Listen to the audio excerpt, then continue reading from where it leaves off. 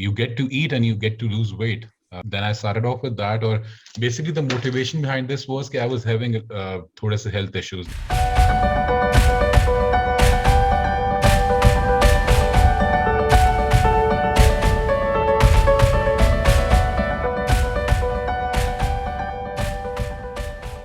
Welcome everyone. Thank you for joining in on this very diverse session where we're going to be talking about diet. Specifically, we're going to be talking about the keto diet, and Hussam is going to share his story on the keto diet. And then we also have myself sharing a little bit about transformative technology and the Noom app.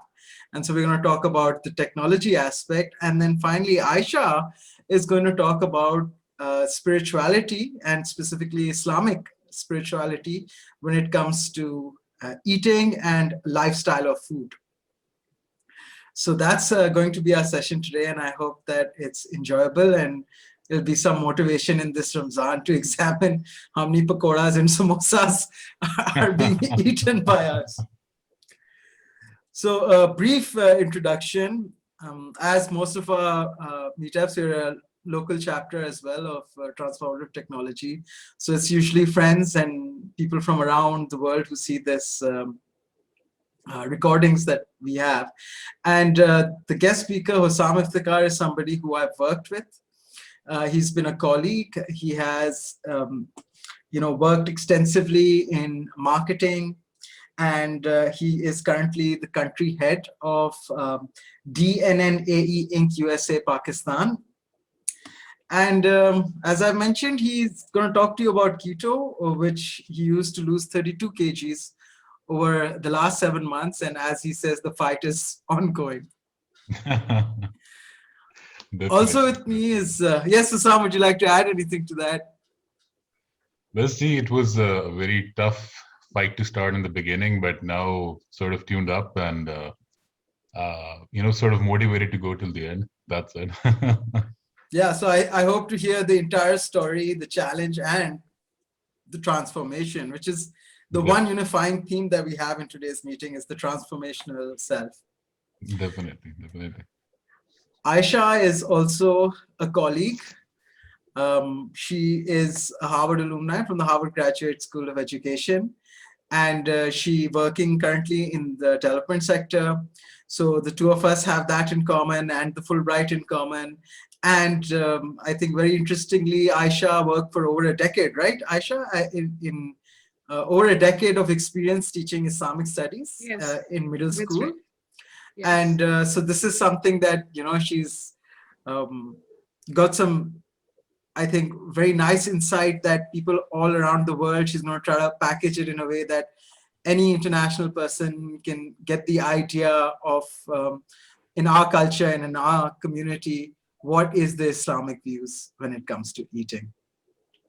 And then I've taught Islamic studies, and also I worked on the 4-year B.Ed curriculum on the teaching of Islamic studies. Okay. After my Fulbright, yeah. So there is that as well. That's excellent. So having taught the students, and now having taught the teachers, I think that your perspective is going to be something that we should all be able to digest. I hope so. No, I've kept it simple. Don't worry about that. So just to use the food lingo, As you know, I'm the chapter lead in Islamabad, and I work in psychology, I work in counseling, and I work in transformative tech. And so now let's go over to you, Hussam, and why don't you share with us how your journey started? Ji, bilkul. First of all, thank you, Adisa, for having me over for this conversation. Or feels a bit motivated to share my experience. The thing was actually how it started. I'll start off with that. My brother works for King's Hospital UK, and he always used to tell me, you should lose weight. It's not good for health. Or कब तक वो नहीं हो जाएगा, आपको बताना पड़ता है कब तक खुले कपड़े पहनोगे. तो but the thing is कि whenever I used to say कि यार आप जब कहते हैं ना कि research करो किसी चीज को start करने से पहले. So I started off my research क्योंकि मुझे जब डाइट का कोई कहता था ना तो मुझे लगता था कि यार बस मतलब जिंदगी खत्म है, कुछ खाना नहीं है और आपने ना बिल्कुल ही वो कहते हैं ना भूखे रह जाना. तो that's a very wrong concept to start with. आपको बेसिकली ऑल्टरनेट्स ढूंढने पड़ते हैं अपने लिए. जो कि बेसिकली आप समझ लें कि नॉन फैटनिंग होगा या एक बॉडी को जो अप्रोप्रिएट न्यूट्रिएंट रिक्वायरमेंट होगी वो उसको मिलेगी. सो आई स्टार्टेड ऑफ विद कीटो इन अ वे कि मैंने इसको रिसर्च किया. मैंने देखा कि यार इसमें आप क्या खा सकते हैं क्या नहीं खा सकते. I learn the concept zero carb and protein fat की इंटेक आपने लेनी है. तो उससे what I got to know was कि आपकी बॉडी जो है वो आपके फैट को ब्रेकअप करना शुरू कर देती है if there is no carbohydrate intake. तो and the best part was कि इसमें जो मेरा फेवरेट थिंग है, चीज हो गया, चिकन हो गया, आपके जो भी कहते हैं ना कि प्रोटीन थिंग्स है, एग्स हो गए, you can have that. So what I got to know was कि मैंने कहा यार इसमें तो मतलब आपको you get to eat and you get to lose weight. तो then I started off with that. और basically the motivation behind this was कि आई वाज हैविंग थोड़े से health issues like breathing issues हो गए. फिर आप यूं समझ लें कि ज्यादा चल नहीं सकता था और आपकी जो एक लाइफ है ना स्टैंड स्टिल पे आ जाती है. मतलब आप बिल्कुल ही स्टैटिक होकर रह जाते हो. So then I decided कि नहीं यार this is it, I lose weight. I started off with keto. I had like initially 3 meals a day, morning, फिर afternoon में और फिर 8 बजे के करीब करीब I used to take in like my meals. और मैंने exercise point to be noted मैंने स्टार्ट नहीं की थी साहब. मैंने सिर्फ अपने डाइट को कंट्रोल स्टार्ट किया था. और इनिशियली आप यूं समझ लें कि first 15 days were like very tough. आप बिल्कुल ही अपना जो कहते हैं ना ड्रिफ्ट लेते हो अपनी लाइफस्टाइल से. लाइक अब पहले आपकी क्या लाइफस्टाइल होती थी कि आप बाहर जा रहे हो, आप जंक फूड ले रहे हो, फिर आप घर आके एक और मील ले रहे हो, फिर आप नॉर्मल खाना खा रहे हो. So in order to sort of to drift that to a disciplined life, वो थोड़ा सा मेरे लिए स्ट्रिक्ट था और थोड़ा सा मुश्किल था शुरू में.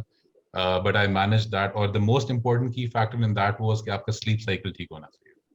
आप अगर मिनिमम 8 घंटे दिन में नहीं सो रहे हो तो मेरा नहीं ख्याल आप किसी भी डाइट को कोप अप कर सकते हो.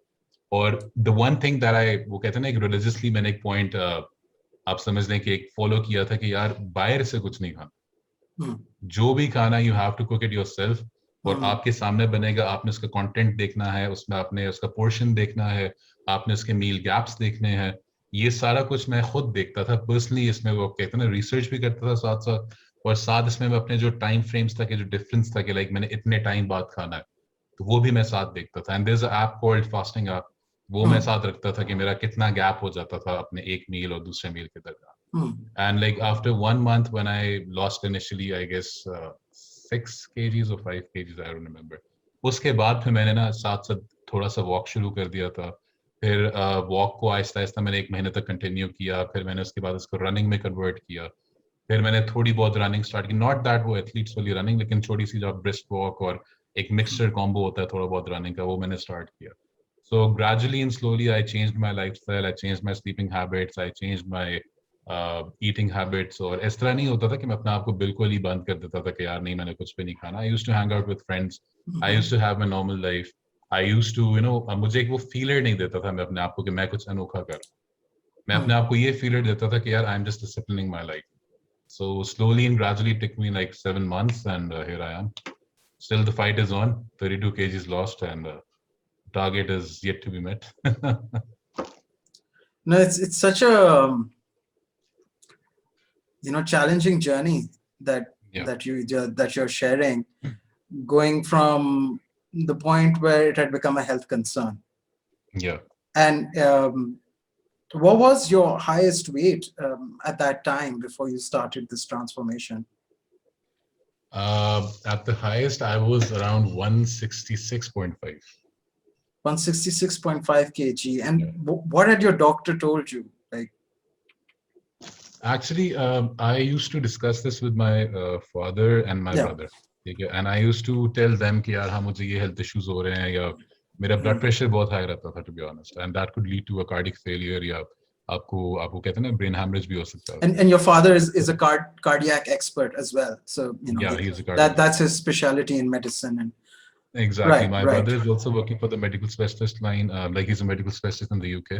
My brother is my father is a cardiologist. तो मेरी सारी डिस्कशंस जो है वो उनके साथ ही होती हैं. तो वो बस यही मुझे कहते थे कि health wise this can lead to a cardiac arrest, और जो यंग एज कार्डियक अरेस्ट है वो दैट कैन लीड टू आप समझ लें कि मतलब बंदा बच नहीं सकता. सो Yeah, they used to tell me you have to lose weight. Do you feel, Hussam, that you've transformed as a person, or is it just as challenging today as it was when you started your journey? Uh, as a person, transformation ये था कि देखें, you feel natural सी बात है कि when you start losing weight, when you start getting back in shape, आप confident feel करते हो, आप as a person बहुत strong हो जाते हो, और वो कहते हैं ना कि आप पे एक self control जो होता है वो आपने सीखना होता है बेसिकली, और वो आपके ऊपर आप समझते हैं कि जब आप एक बहुत ही आप कहते हैं ना कि अनडिसिप्लिन लाइफ फॉलो कर रहे हो, तो वो सेल्फ कंट्रोल का एलिमेंट जो है वो आपके पास तो बिल्कुल होता नहीं है, तो वो आपके अंदर आता है, आप एक कॉन्फिडेंट हो जाते हो, you feel sort of 100% sure of yourself के यार हाँ I am the man, I can do this, और you face the world confidently actually. वो फैक्टर मेरी लाइफ में आप समझ लें कि आहिस्ता आहिस्ता खत्म होता जा रहा था। But yes, gradually I sort of picked myself up, I pulled my socks up and I grabbed that back. और ये हाँ, पर्सनालिटी आपकी बहुत चेंज होती है, आपका सेल्फ कंट्रोल आता है, आपकी जो आप कहते हैं ना मेंटल जो होता है, जो मेंटल कैपेसिटी उसमें ठहराव बहुत आता है, जो मेरा मानना है, स्टेबिलिटी जिसे कहते हैं। So it seems to me that you're saying that you've gained the strength while by going through the journey, and Yeah. and the main thing was that the change in your values and the change in your beliefs is what got you started and kept you going. Yeah. Change in the belief, और दूसरा फिर ये भी था कि I openly share with you कि मैं एक टाइम पे ना थोड़ा सा I got scared as well कि यार I might die at a very young age. Or at that point, I just decided that it's either I'm going to live a healthy life, or either it would be the end for me. So what I decided was, what I picked up was, okay, no, I have to pull up my socks. I have to live. I have to do something for my family and my, especially my parents. And I cannot leave them like this. So I have to change my lifestyle. So that was one push जिसने मुझे इस चीज की तरफ लेके आया. You also mentioned that when you went out with friends, you could still do everything. How does that tie in being on being on a diet like keto, when you can't have carbs, which most of when we go out, food revolves around the sugar, the bread, the rice, the pastas. So how is it that you're saying that it was still the same? I mean, what was same? What was different? अच्छा, the thing that mattered to me was कि मैं friends के साथ बैठूं और like I used to sort of hang out with them and talk with them. मैंने सिर्फ अपना जो intake था ना उसको replace किया था, मतलब मैं उसी तरह उनके साथ बाहर जाता था, उनके साथ बैठता था, उनके साथ गप लगाता था, लेकिन पहले तो मेरी कोशिश होती थी कि मैं ब्लैक कॉफी के अलावा कुछ भी ना पीऊं और मैं कुछ भी ना खाऊं, और अगर मुझे कुछ खाना पड़ जाए, लाइक फॉर एग्जांपल आपको होता है ना दोस्त फोर्स करते हैं कि नहीं खा लो खा लो, तो उसमें भी I used to tell the restaurant जो वेटर्स होते हैं कि यार I need this barbecued item, but you have to make sure कि इसमें ऑयल कंटेंट आप जो डालेंगे वो कम होगा, because I used to be या तो ऑयल फ्री चलता था, और या अगर मुझे थोड़ा बहुत ऑयल खाना होता था तो मैं ये आपका जो होता है ऑलिव ऑयल ये खाता था. तो उसमें भी मैं रेस्टोरेंट वालों को पर्टिकुलरली बताता था कि यार मुझे अगर आप बारबेक्यू आइटम दे रहे हैं तो I will check that out कि उसमें कितना ऑयल कंटेंट है, और बिलीव मी पाकिस्तान में I am very glad to know कि they respond to your demands. Whenever I used to get my barbecued item, it used to be dry, जैसे को तेल ही नहीं है उसके अंदर. So that was something very आप समझ लेना कि बहुत अच्छा लगता था मुझे कि रेस्टोरेंट आपको बहुत फैसिलिटेट करता है आपके कस्टमर की डिमांड के मुताबिक. सो उन्होंने भी बहुत हेल्प किया मुझे, और फिर मैं भी अपना ये कंस्ट्रेंट रखता था कि यार नहीं खाऊंगा, पहली तो बात है कि नहीं खाऊंगा, अगर खाऊंगा तो बारबेक्यूड आइटम खाऊंगा और लेस ऑयल. सिंपल. वही हैंग आउट करता था, वही उनके साथ बैठता था, वही गप लगाता था. So nice. I'm glad that was your experience. Hussam, one final question. You mentioned that you used an app, and you mentioned this was a fasting app. Would you like to share a little bit about what the app was and the experience of using the app? Exactly.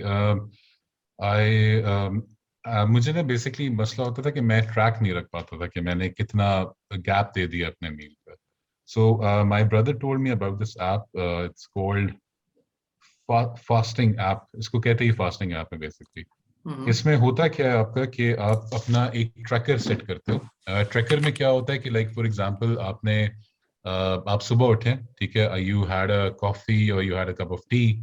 उसके बाद you set that आप कि यार मैंने इतने time तक नहीं खाना, तो उसमें आपको डिफरेंट ऑप्शंस देते हैं कि लाइक 8 घंटे का स्पैन लेना है आपने, 12 घंटे का स्पैन लेना है, या आपने 16 घंटे का स्पैन लेना है। तो उसमें क्या होता है बेसिकली कि आपका वो गैप चेक करता है। और उसमें ये होता है कि लाइक फॉर एग्जांपल आपको ये तो पता होता है कि आपने खाया कुछ नहीं है, लेकिन आप उसमें ये देख सकते हो कि मेरा कितना टाइम इलैप्स हो गया लास्ट मील पे। So that keeps you going, अच्छा यार मैंने 8 घंटे गुजार लिए, बस 2 घंटे और हैं। तो आप अपने आप को रोक के रखते हो बेसिकली। तो उसमें मैं ये देखता था कि अच्छा यार 6 घंटे हो गए, बस 4 घंटे और हैं, कीप योरसेल्फ बिजी, ला ला ला, फूड नहीं है, 4 घंटे बाद देखा जाएगा। एंड देन जैसे ही वो 10 को टिक करती थी, 10 घंटे के गैप में, उसके बाद I used to be like okay, meal time. So it's basically a countdown timer, or were there other features that were there in the app besides that time Yeah, component? exactly. Time component है इसमें। इसमें आपकी basically जो time आप elapse करते हैं, तो I don't know if it's accurate और not, but they even tell you कि आपका कितना बॉडी फास्टिंग की वजह से वो कहते हैं ना लूज हुआ है, Okay. वेट कह लें आप उसको, या और फिर इसके अलावा आपको ये भी बताता है कि साथ साथ गाइड करता है कि ड्यूरिंग फास्टिंग आपने अपने आप को हाइड्रेटेड रखना है। आपने if you want to have tea, तो you can not have milk in it. If you want to have coffee, तो you can not have milk in it. You have black tea और black coffee, या preference ये आपको ये देता है कि आप इसमें ग्रीन टी पी लें। तो ये साथ साथ गाइडेंस भी देता रहता है आपको कि फास्टिंग में आप ये 3 चीजें ले सकते हैं, लेकिन मोस्टली अपने आप को आप हाइड्रेटेड रखेंगे। और मुझे जिसकी बेस्ट पार्ट लगती थी कि इसमें ना एक मोटिवेटिंग पॉपअप्स आता था Sure. कि congratulations, halfway through, Okay. you're almost there. Yeah. And So then some when the time used to be, yeah, motivating pop-ups आते थे, और वो so बड़ा अच्छा लगता positive था कि अच्छा यार strokes इतना that, टाइम हो yeah, that motivate गया। you. Exactly. Excellent. So there was a psychological Yeah. and motivational kind of component also in the app. Exactly. I want to introduce you guys to another app, kind of like the one you're talking about, but it's different. So this app is called Noom, and I used it myself, and it really actually did wonders for me. I think I don't remember in kg, but I was 182 pounds, and it got me down to maybe about 156 and pounds, and the gain stayed with me for maybe 5-6 months, and then I ended up gaining some weight back.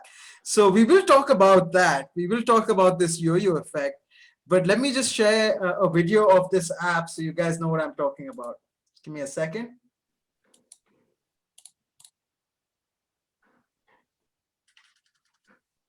Okay.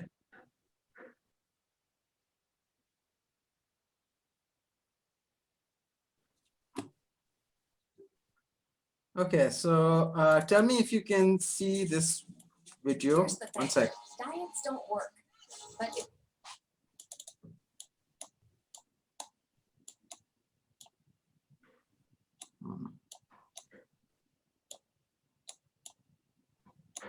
there we go.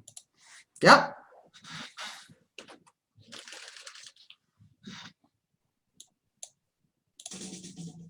Here's the thing. Diets don't work, but it's not you. It's the approach. That's why Noom is different. We're the behavior change company. Noom is based on real psychology. Give us 10 minutes a day, and we'll give you daily articles that break down sciencey stuff into easily understandable tidbits. You're learning, not dieting. We'll help you change your relationship with food. There are no good foods or bad foods with Noom, just green, yellow, and red foods. It's a simple color coding system based on caloric density. But you can still eat what you want. And if you mess up, that's okay. Nobody's perfect, and progress is not linear. So Noom also comes with plenty of support. Goal specialists are there for you as much or as little as you want. And you'll get a hand-picked support group of like-minded peers to cheer for and celebrate with. Noom conveniently fits into your life. That means you can look up recipes, read an article, and log your lunch anytime, anywhere. The way we see it, you can change your habits, change your mind, and change for good.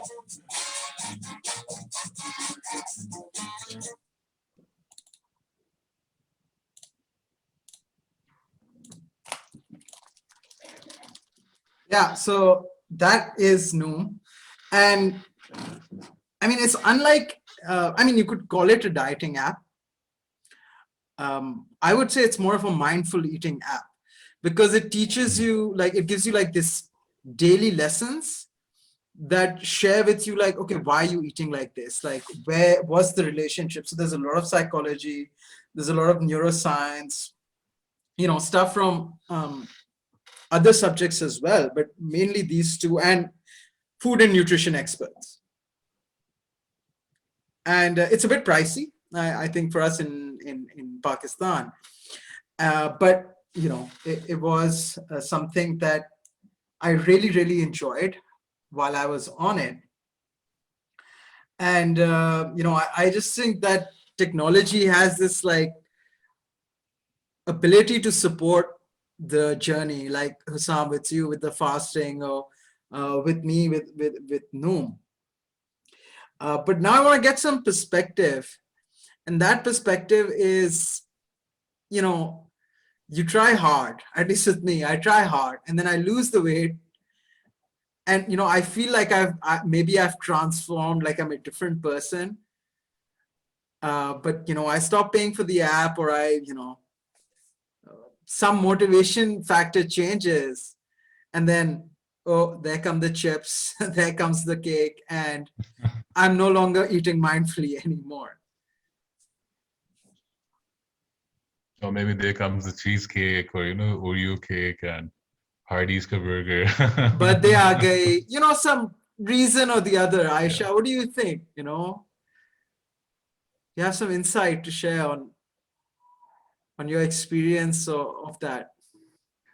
I think a lot of what you both of you have described is emotional eating, and also things that you have grown up with. So crisps and chocolates and a lot of these things you've had as children. So there's all this is your comfort food and you go back to it. So we eat when we're celebrating, we eat when we're depressed, and it's filling all these gaps and all these emotional deprivations. It's not that we are hungry or that the taste is giving us a kick, but the taste is giving us a feeling, or I think it's triggering a memory that comforts us a lot of times.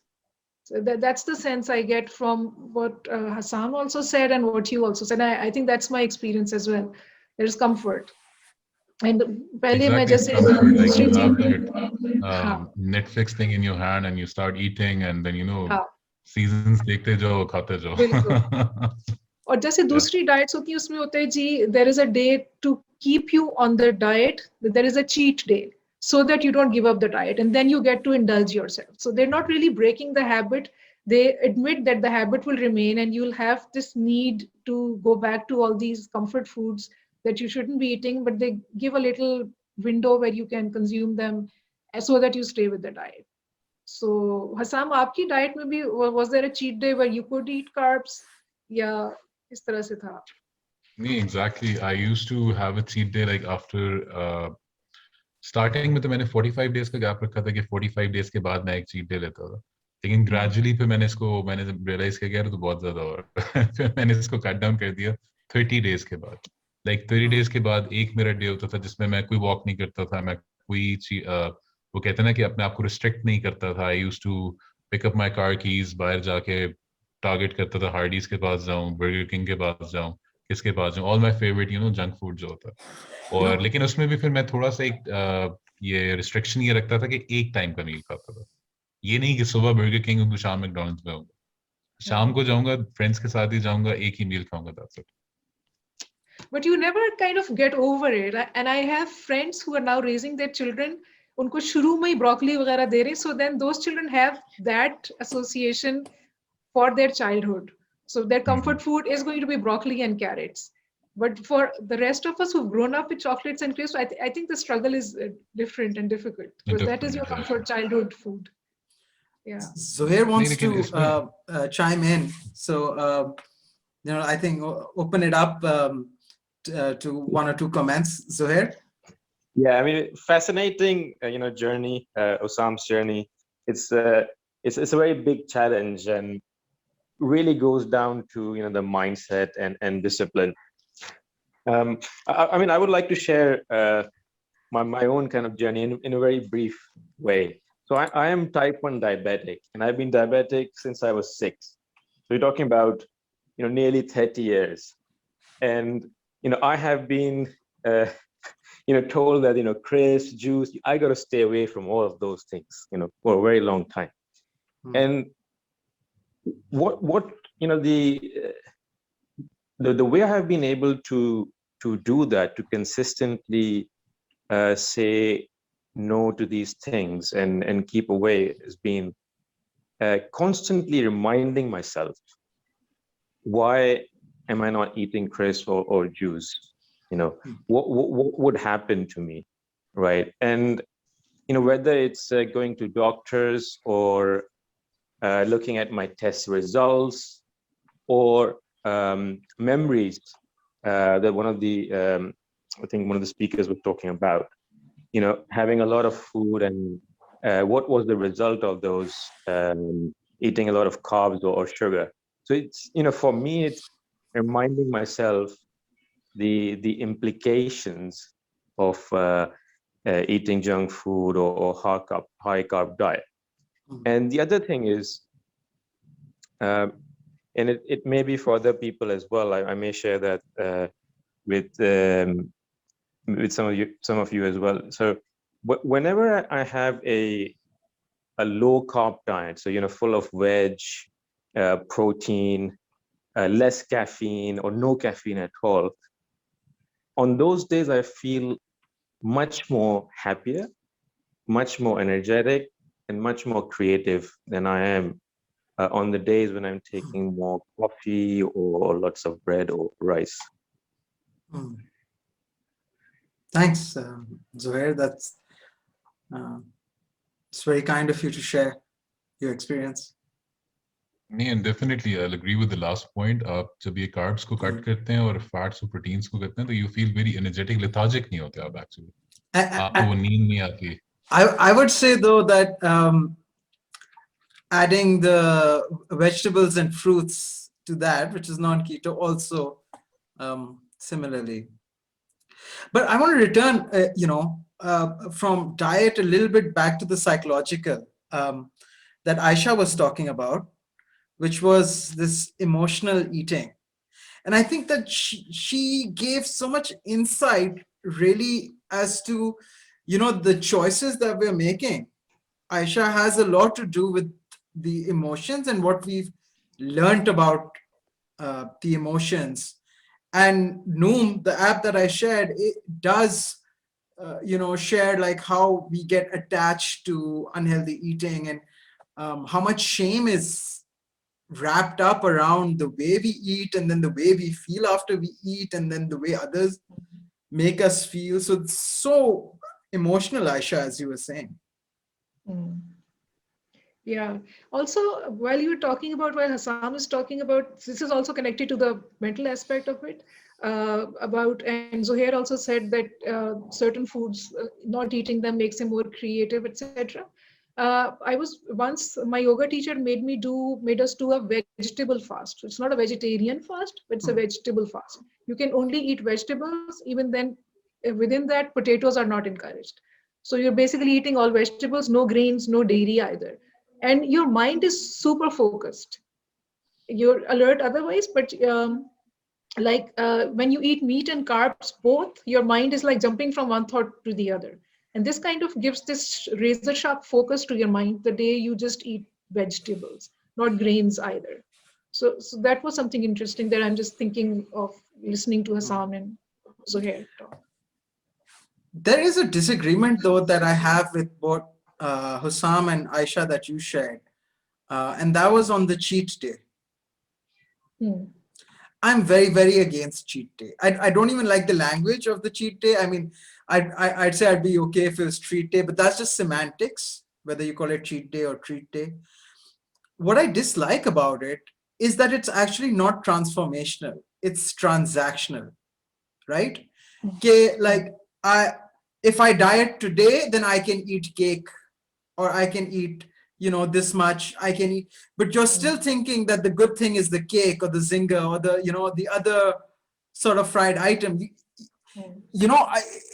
What I say is like when the transformation is when you're like, yes, I eat vegetables and I love eating vegetables because that's the tastiest food I know.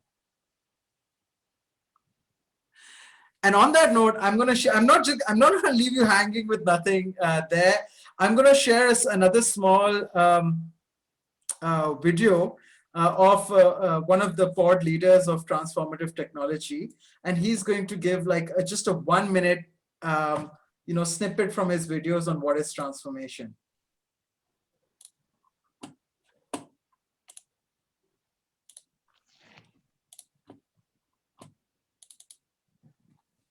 What is transformation, you might ask? It's not that mystical and not that complicated, to be honest. So if you really look into human attitude and behavior change, science and literature and practice, you would realize that actually we are not completely understanding every time what that change means. So therefore, there's a typology of change that I created. So first of all, there is a tiny changes. Those tiny changes are like transactions. You just go to the shop and purchase something, or you exchange your money for a discount at the store, or you are just doing an extra push-up just to feel better about yourself. So that's a transactional one-time changes. And the other change is a little bit longer. It's when you have a duration of time. So in that case, you might sign up for a gym membership for 3 months or a year, and then you go there, but then you still know that that time will be over, and your psychological brain is kind of waiting for that self-created jail to be over. And therefore, that transitional type of change, which is a period, is not sustainable because you know that it's gonna be over. So what's the serious transformation? We have to remove the endpoint, which will require you to think and to make small decisions towards your envisioned new self, which is the essence of transformation. So you make a decision today whether you eat sugar or not, or you take that cigarette or not, or that particular next step. And this is how you build tiny steps on the direction, on the arrow of transformation. So that's how the transformation works. And these were the 3 types of changes: transactional, transitional, and transformational. So if you would like to see more, subscribe to my channel, visit my website, and see you soon.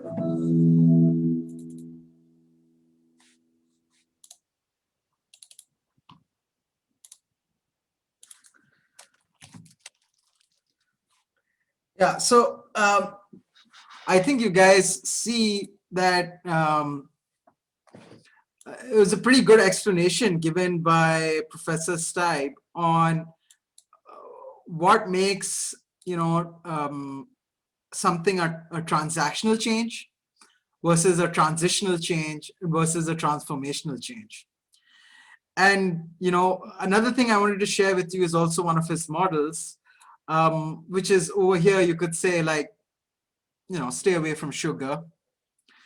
And if you do it at every day, at every moment, every choice, then you're on this always. If you do it, once in a month, you won't get exactly the transformation you want, but your vector will go a little bit different. And, if you do it more frequently, your vector is going to completely not be where you want it to be. So this is his vectoral transformational model. And this is really what, I was kind of saying, which has been my challenge, is that when I was on the Noom app, I was using the app. It was a transaction. So long as I, went and used the app, then it gave me the lessons and I stayed on track. And I was in that transitional moment for the 4 months I used the app, and then for a few months afterwards. But eventually, I didn't really completely transform.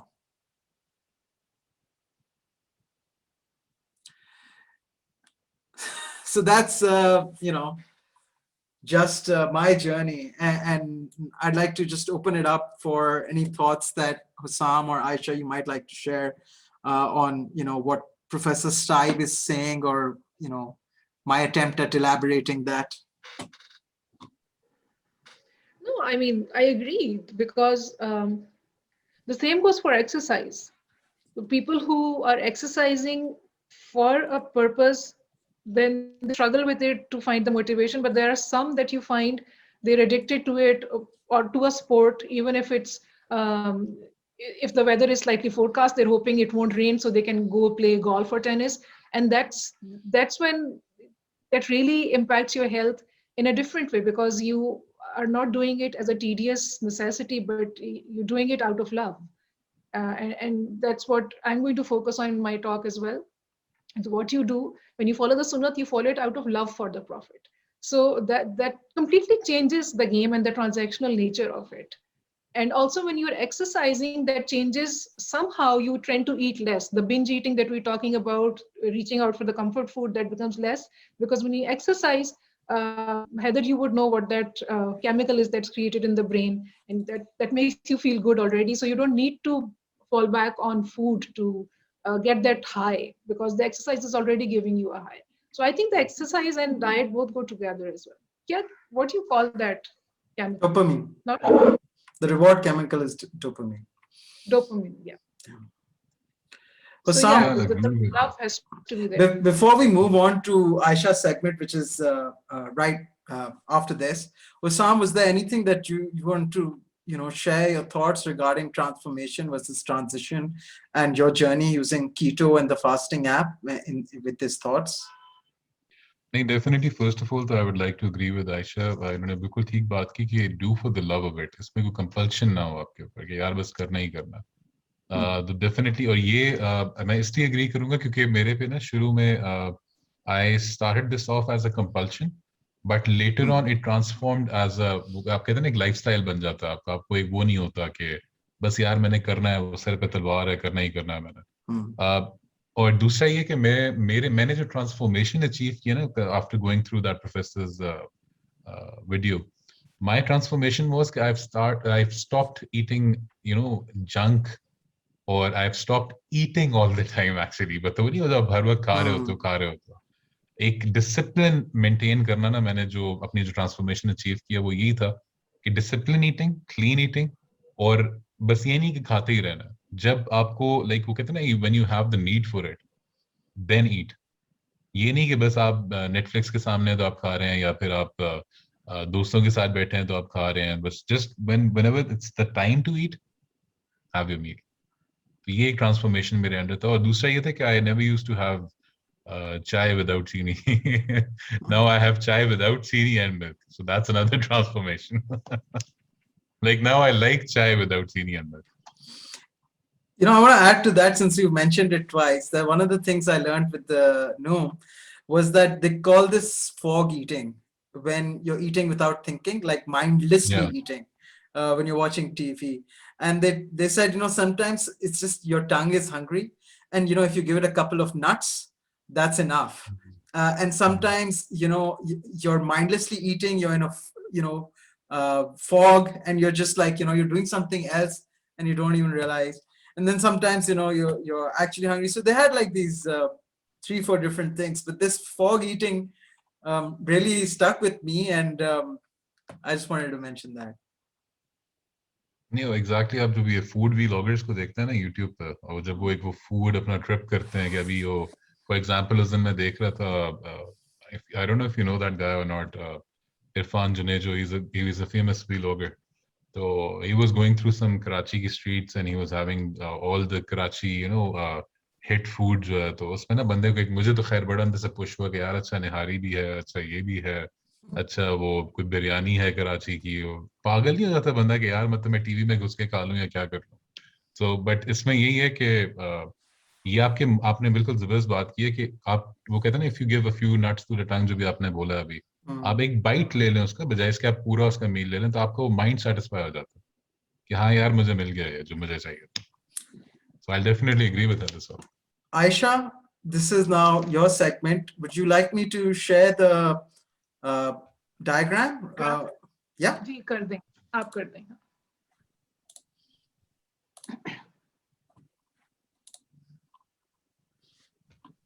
अच्छा.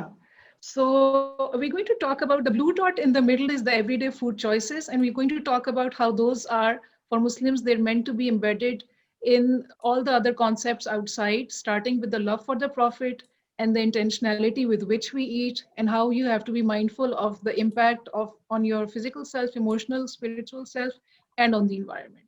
So starting with the outermost circle, the pink circle. So as Muslims, whatever you do, the choices that you make have to come from a love for Prophet Muhammad sallallahu alaihi wasallam, and because he's the role model and you want to be like him, you aspire to be like him, so that is the motivation. That has to be the key motivator. You may want to lose weight, you may want to gain weight, you can make healthy choices, you can follow any diet, but it has to be, the motivation has to be that you want to be like the Prophet, and you want to stay within those parameters prescribed by the Prophet.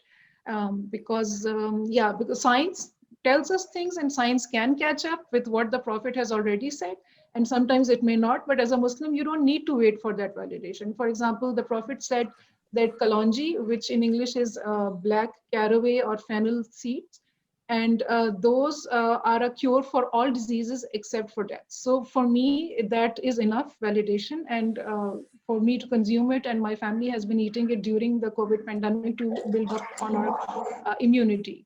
So that is how love and faith works. You're not waiting for validation from anywhere else. If that comes, that comes. If it doesn't, it's irrelevant to a Muslim. Secondly, when we eat with intentionality.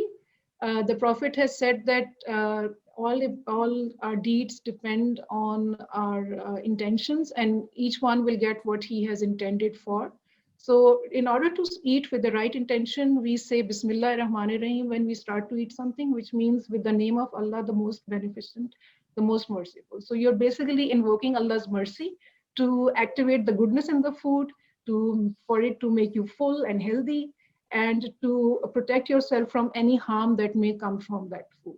So that's how you, because you're not just eating to fill your stomach, you're nurturing your body so that it can be a receptacle for divine knowledge, and divine knowledge, matlab, throughout we get feelings and thoughts.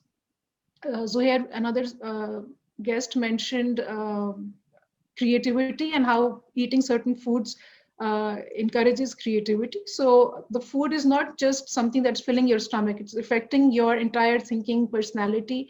And for that reason, you bring in that intentionality and you invite Allah's and invoke Allah's grace so that you can benefit from the food to the utmost. And you can receive messages from Allah in a very positive way, because the body is a receptacle, as we know. And you can carry out Allah's will and have the nourishment and the energy to do that.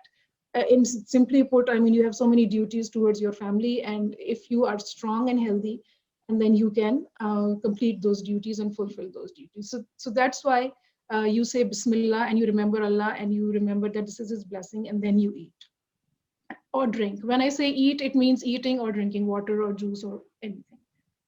So thirdly, the third circle is the green circle, and so we're now just breaking it down in how we can benefit from the food that we're eating at different levels, and how we can be mindful of that impact. Our physical self, obviously you're eating to be healthy. Now there are things that are halal, but then there's something that's halal is not equally good for everyone. I may have a condition, I may have blood pressure or acidity, and what's okay for somebody else to eat may not be okay for me. So if you're unwell, you're supposed to seek medical attention. That is the way of the Prophet.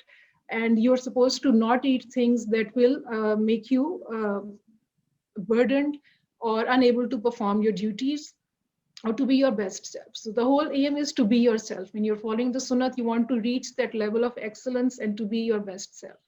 So for that, and there is a hadith that says, don't eat so much that you will not be able to get up, and don't eat so little that you will not be able to get up. So both ways, you're supposed to be balanced for your physical self to be strong. Then emotional self, there is a very interesting hadith that says that if you're angry, you should drink water.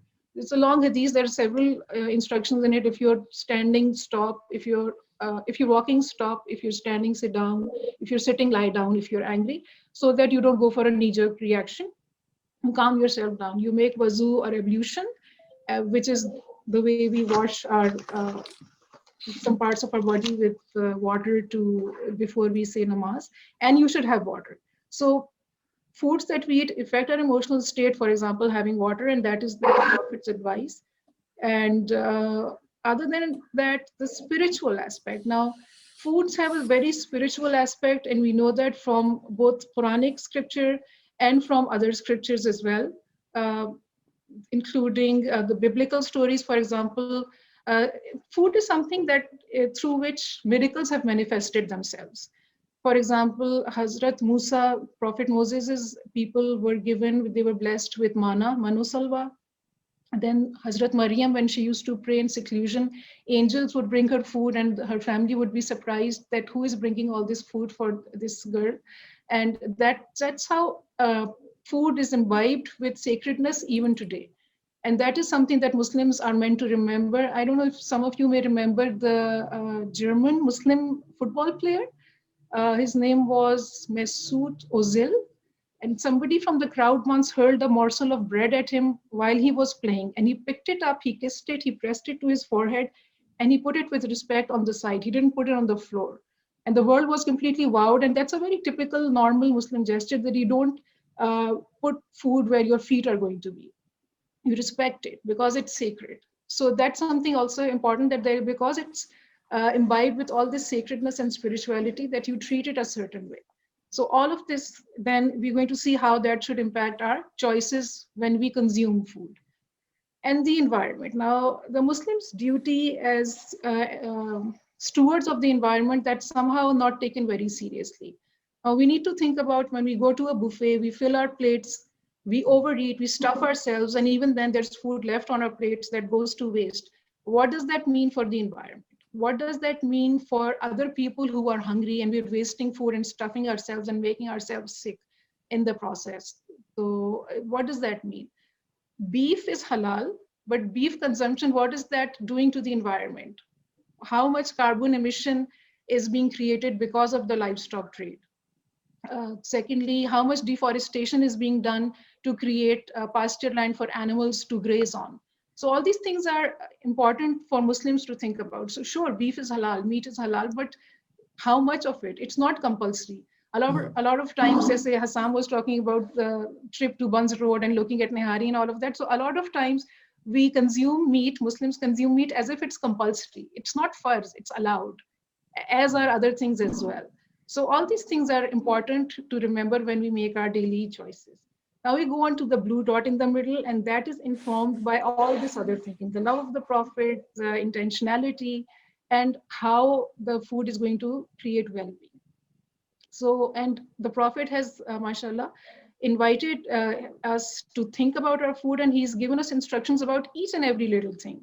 So, for example, what should we eat? We should eat halal food, again, because we want to be like the Prophet that we love and that we want to emulate in as best as we can, and we have to eat in balance. The Quran calls Muslims an Ummat-e-Wusta, which means a people justly balanced. And we have to show, if we are good Muslims, we have our food choices have to be balanced and judicious in compliance with that description that the Quran has given to the Muslim Ummah. So all these things have to be taken seriously. How we should eat. Now, there are lots of rules about sequencing food and the pace of food. For example, we're not supposed to gulp down water. We're supposed to have it in 3 sips slowly. And similarly for food, when we're eating, we can chew a morsel up to 60 times. Obviously, depending on the toughness of it, it's up to 60 times. Like, you're not going to chew a spoonful of custard 60 times. But think about how that gives you a feeling of fullness. It's going to sort of deter you from overeating, because if you're eating slowly, you get a sense of fullness sooner compared to when you're just gulping down your food. So there is that. This is how you're supposed to eat. There's so many rules about water. You're supposed to sit down and have water. You're not supposed to drink water after a meal, because now we know that that sort of dilutes the digestive juices. But like I said before, that for the followers of Prophet Muhammad, just him saying it is enough, because we come from a place of faith and love for him. So yeah, so that's about the sequence and speed of eating. And yeah, Other than that, how much should we eat? We are not supposed to now forget about overeating, forget about stuffing ourselves. We're not even supposed to, according to the sunnat and hadith, we're not even supposed to eat to a point of satiety. We're supposed to stop eating when we are still one third hungry, when our stomach is one third empty. We're supposed to stop eating, regardless of whether you're trying to lose weight or not lose weight, etc. Think of how that's going to impact your emotional state. Hassam mentioned self-control. This is building that personality and creativity and being able to think and being able to get up and go and alert. We often say, oh, we've eaten so much, I can't get up now. And sadly, especially after iftari, a lot of people eat so much, and but that's not in compliance of the way of the Prophet. You're not supposed to eat your fill. And I'm just going to have a list here of some of the Prophet's favorite foods. We know that he ate meat, that was mutton. There is very little record of him having ever eaten beef, and his favorite foods were um, barley, pumpkin, dates, olives, mushrooms, milk, honey, vinegar, grapes, pomegranates. And interestingly, he didn't eat onions when he knew he was going to go to the mosque and be with people and be having discussions and conversations with people, because the breath may be bothersome for other people. And so food is not just about the physical environment. When you consume food, you're not just thinking about the physical environment, but also about the social environment, and how what you're eating is going to impact somebody else. And that is the way of the Prophet. So that is some of the things that I've put together. I'm not an alim. I've just put some things together that I thought would be of interest to this topic, and especially in thinking about the month of Ramadan as well. So yeah, and to do it and to fast also with love of the Prophet, and to follow his way with love, and not so much out of why do we have to do this. So yeah, thank you for listening. Thank you, Ayesha,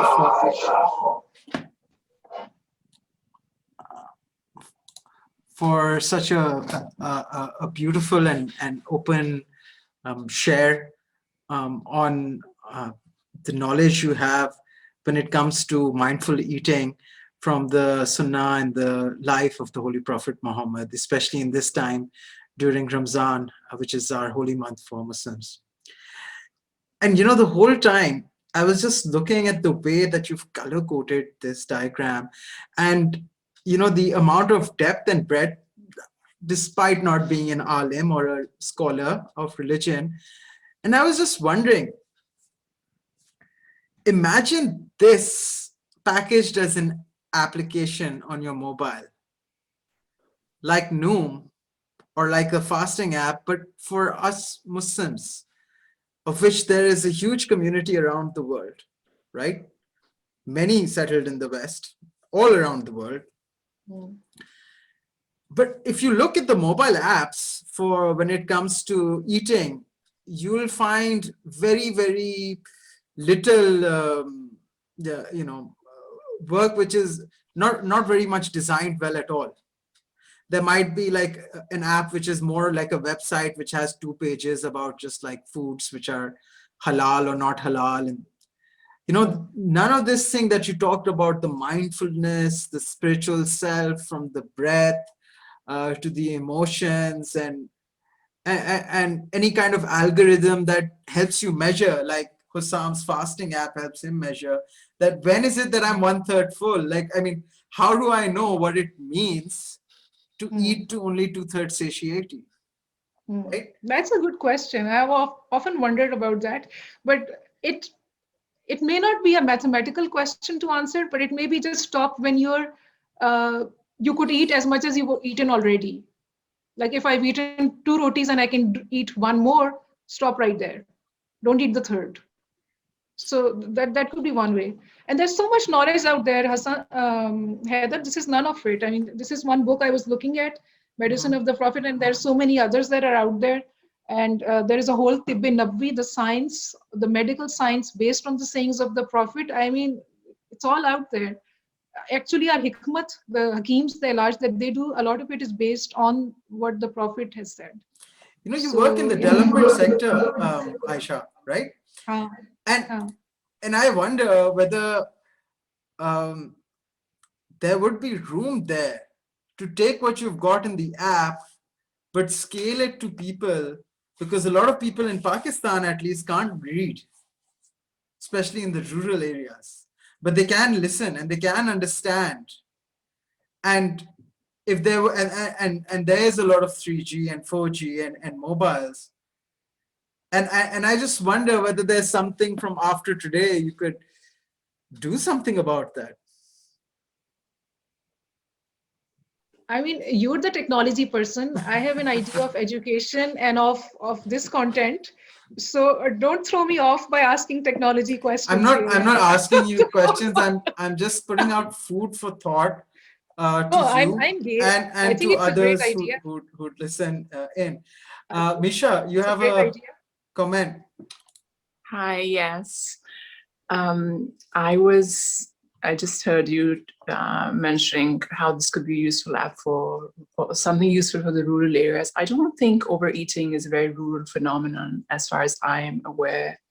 It's a very urban city phenomenon where we've got freezers, we've got lots of food, we've got food out of season, we've got so much availability, we've got food uh, from our villages, we've got food from city dwellings, we've got imported food. There's a lot of need for comfort eating. There's a lot of we have a very like sedentary sort of lifestyle where there's a lot of office work. People in the rural areas they don't have access to so much food. They're probably, in my knowledge and awareness, in my experience, not overeating because they need to work, as Ayesha was talking about, the idea of not overeating because you want to be able to get up and do something. I think they're really well aware of that because they have to do all that work, whether it's housework or it's work out in the fields or whatever it is doing. So I don't feel what would the discussion that you're having is very pertinent to rural areas. I think it's more pertinent to urban folk and the culture of food that we have. So when Hussam was talking about vloggers, they're of course not, people in rural areas are not looking at that stuff and they're not going out to find the best nihari, so it's very different for them. So I think that's a perspective that I wanted to bring in and sort of be mindful of that also. No, I think that's a very good point. I think that's a very pertinent point, and it's a very fair point for you to have mentioned, being mindful of that. I just अच्छा, okay. go But I ahead. was just saying that for rural areas, I'm just thinking while Misha was talking, I was just thinking that telling them about ways to have more meat, have more proteins without eating so much meat, which they don't have access to, or how to have good nutrition through the food that is available to them, and something like that. That could be more useful for them. Given the choices that they have, what would be good for them to have? I don't know, good calcium supply, good vitamin D. What should they be eating for, having those vitamins in the absence of some of the other things that they don't have or they can't afford too much of. Sorry, go on. I think that's I think it's pertinent when Misha says that an app of when it comes to eating for our community should be targeted more to the urban areas where severe obesity is more of a problem as compared to rural areas.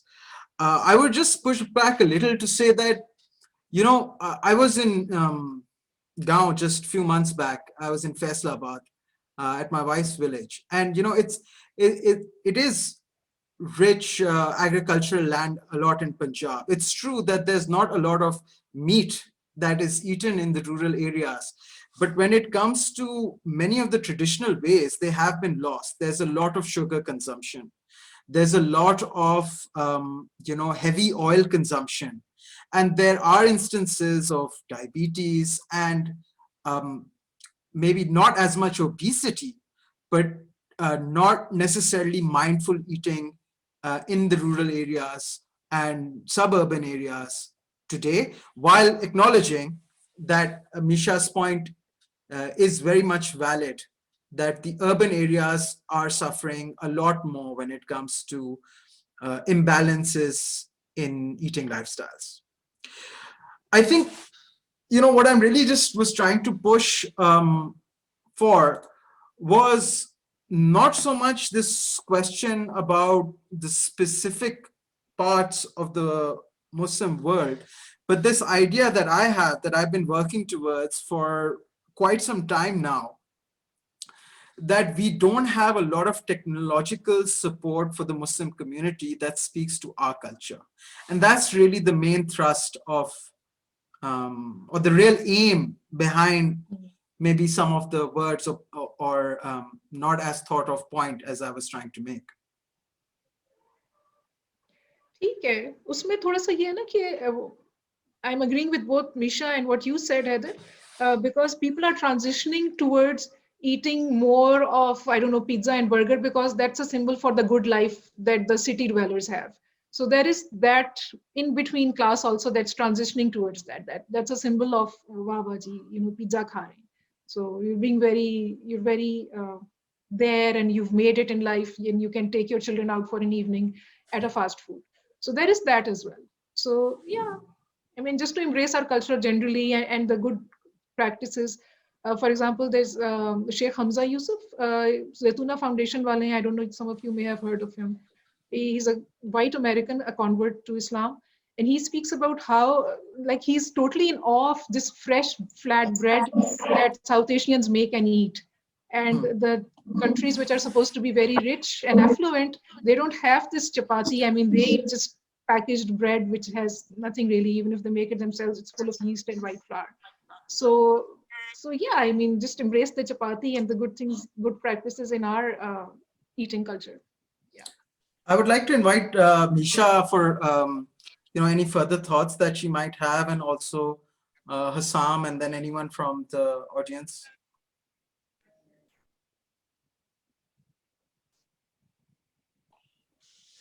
Assalamu alaikum. Walaikum salam, Ahmed Rasool. How are you doing?